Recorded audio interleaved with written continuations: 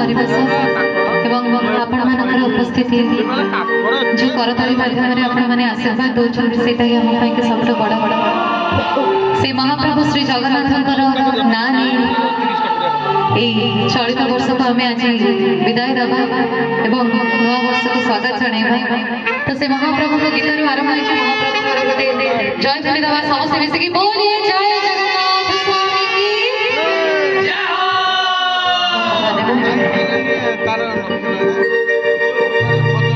परिवार सुंदर भजन